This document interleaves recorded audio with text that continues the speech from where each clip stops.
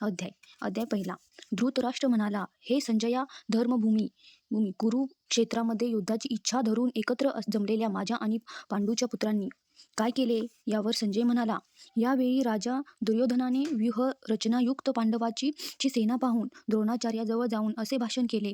हे आचार्य, आपला बुद्धिवान शिष्य द्रुपदपुत्र धृतधुम्र याने व्यूहाकार उभी केलेली ही पांडवाची प्रचंड सेना पहा. या सैन्यामध्ये धनुर्धारी भीम व अर्जुनाप्रमाणे शूरवीर आहे. यामध्ये सात्यकी आणि विराट, तसेच महारथी राजा द्रुपद आणि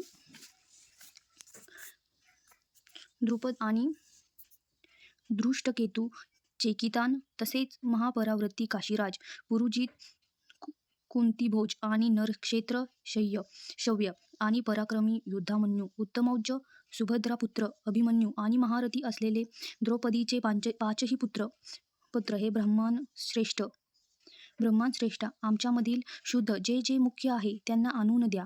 आपल्या माहितीसाठी माझ्या सैन्यातील सेनापतीची नावे सांगतो. आपण स्वतः आणि पतिमह भीष्माचार्य, कर्ण आणि युद्धात कधीही पराजित न होणारे कृपाचार्य आणि अश्रव्यतामा विकर्ण आणि सोमदत्ताचा पुत्र भूरिश्रवा आणि दुष्कळ शूरवीर, निरनिराळ्या शास्त्रात युक्त असून त्यांनी माझ्यासाठी प्राणांची आशा सोडलेली आहे. हे सर्व युद्धकलेत निपुण आहेत. भीष्मपितासह द्वारा रक्षित असलेले आमची सेना सर्व प्रकारांनी अजिंक्य आहे. तसेच भीमाद्वारे रक्षित असलेल्या पांडवाची सेना सहज जिंकल्या जाऊ शकते. म्हणून निरनिराळ्या आखाड्यावर उभ्या केलेल्या सैन्यांनी सर्व बाजूने भीष्मपितामहाचे रक्षण करावे. अशा प्रकारे द्रोणाचार्यांनी सांगितल्यामुळे दुर्योधनाचे वचन ऐकून कौरव सेनेतील वयोवृद्ध महापराक्रमी भीष्माचार्याचे दुर्योधनाचा मनात आनंद निर्माण होण्यासाठी मोठ्या आवाजात सिंहासारखी गर्जना करून आपला शंख वाजविला. त्यानंतर शंख, नागारे, ढोल, मृदुंग इत्यादी रणवाद्य एकदमच वाजू लागली. त्यांचा नाद महाभयंकर झाला. त्यानंतर पांढरे शुभ्र घोडे जुंपलेल्या उत्तम रथात विराजमान असलेला अर्जुन, कृष्णांनी आपापले अलौकिक शंख वाजविले. श्रीकृष्णाने पांचजन्य, अर्जुनाने देवदत्त आणि भयानक कर्मे करणाऱ्या भीमाचे पौंड्र नामक महाशंख वाजविले. कुंतीपुत्र राजा युधिष्ठिराचे अनंत विजय नावाचा नकुल आणि सहदेवांनी सुघोष आणि मणिपुष्पक नावाचे शंख वाजविले. उत्तम धनुर्धारी काशीराज, महारथी शिखंडी, धृष्टद्युम्न, राजा विराज आणि सात्यकी, तसेच राजा द्रौपदीचे 5 पुत्र आणि महाभाऊ सुभद्रापुत्र अभिमन्यूने आपापले अलग अलग शंख वाजविले.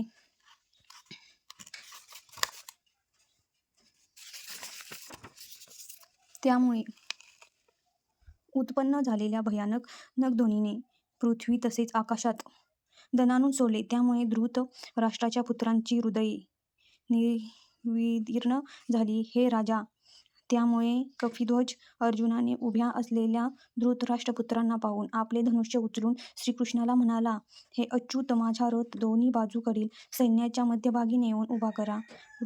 युद्धाची कामना धरून या ठिकाणी एकत्र आलेल्यांना मी चांगल्या रीतीने पाहू इच्छितो. या युद्धात मला कोणासोबत युद्ध करणे योग्य आहे? दुर्बुद्धी दुर्योधनाचे युद्धात कल्याण इच्छिणारे जे राजे लोक या सैन्यामध्ये एकत्रित आले आहेत त्यांना मी पाहणार आहे. संजय म्हणाला, हे धृतराष्ट्र, अर्जुनाचे असे वचन ऐकून श्रीकृष्णाने दोन्ही पक्षाकडील सैन्यामध्ये भीष्म, द्रोणाचार्य आणि सर्व राजे जे लोकांसमोर अर्जुनाचा रथ नेऊन उभा केला आणि म्हणाला, एकत्र आलेल्या या कौरव सेनेला पहा. त्यानंतर अर्जुनाने दोन्ही सैन्यामध्ये उभा असलेल्या वडिलांच्या भावांना, चुलत्यांना, पितामहांना, आचार्यांना, माम्यांना, भावांना, पुत्रांना, नातवांना, मित्रांना, सासऱ्यांना आणि स्त्रीहींना पाहिले. अशा समोर उभ्या असलेल्या सर्व नातलगांना पाहून तो करुणेने अत्यंत व्याकुळ झाला आणि शोकाकुल अंतकरणाने म्हणाला, अर्जुना म्हणाला, हे कृष्णा, या युद्धामध्ये समोर उभ्या असलेल्या स्वजनांना पाहून माझे शरीर शिथिल शिथिल होत आहे. मुखाला घशाला कोरड पडत आहे. शरीराला कप सुटला असून अंगावर रोमांच उभे राहिले आहेत. माझ्या हातातून गांडीव धनुष्य गळू पाहत आहे. अंगावरील त्वचेचा दाह होत आहे. माझे मन भ्रमिष्ट झाले असून मी उभा राहण्याला सुद्धा समर्थ नाही. हे केशव, ही सगळी विपरीत लक्षणे मी पाहत आहे. युद्धामध्ये स्वजनांना मारून मला कल्याणही दिसत नाही. हे कृष्णा, मला विजयाची इच्छा नाही, राज्य आणि सुखाचीही इच्छा नाही. हे गोविंद, मला राज्यांचे, त्यांचे भोगांचे आणि जीवनाचे काय प्रयोजन आहे? कारण आम्ही ज्यांच्यासाठी साज, भोग आणि सुखाची इच्छा करीत आहोत, ते आपल्या सर्वचा त्याग करून आपल्या जीवनाची आशा सोडून युद्धाला तयार झाले आहेत. गुरुजन, काके, पुत्र, भाऊ, मासे, सासरे, नातू, मेहुणे इत्यादी सर्व आप्त लोक आहेत. म्हणून हे मधुसूदना, मला मारले तरीही किंवा तीनही लोकांचे राज्य मला दिले तरीही या सर्वांना मी मारू इच्छित नाही. मग या पृथ्वीवरील राजांची काय गोष्ट आहे? हे जनार्दना, धृतराज्याच्या पुत्रांना मारून आम्हाला काय आनंद मिळणार आहे? या आततायी दांडगाई करणाऱ्यांना लोकांना मारून सुद्धा आम्हाला पापच लागेल. म्हणून हे माधवा, आपलेच बांधव असलेले धृतराष्ट्रपुत्रांना मारण्यासाठी आम्ही योग्य नाही, कारण आपल्याच कुटुंबियांना मारून आम्ही सुखी कसे होऊ शकणार? तथापि लोभामुळे असलेल्या या लोकांना कुलक्षय करण्यात आणि मित्रांसोबत विरोध करण्यात पाप दिसत नाही. परंतु हे जनार्दन, कुलक्षय केल्यामुळे होणाऱ्या दोषाला जाणणाऱ्या आम्ही लोकांनी या पापापासून परावृत्त होण्याचा विचार का करू नये?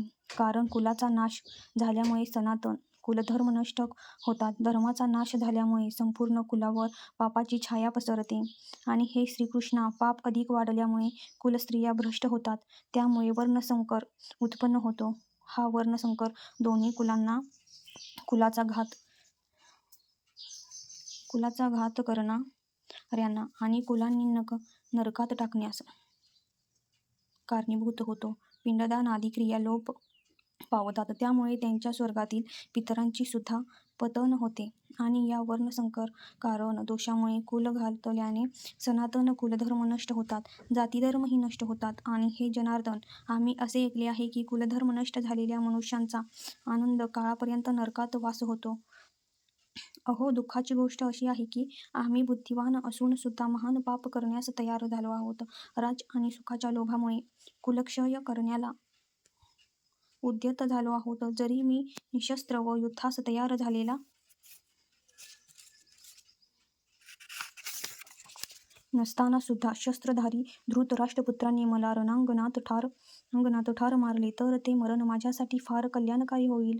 संजय म्हणाला. अशा रीतीने रणांगणात शोकाकुल झालेल्या अर्जुनाचे मन उद्विग्न झाले व बाणसहित धनुष्याचा त्याग करून तो रथाच्या मागील भागात जाऊन बसला. याप्रमाणे भगवद्गीते रूपी उपनिषद तथा ब्रह्मविद्या आणि योगशास्त्राविषयी श्रीकृष्ण आणि अर्जुन यांच्या संवादातील अर्जुन विषादयोग नावाचा हा पहिला अध्याय समाप्त झाला.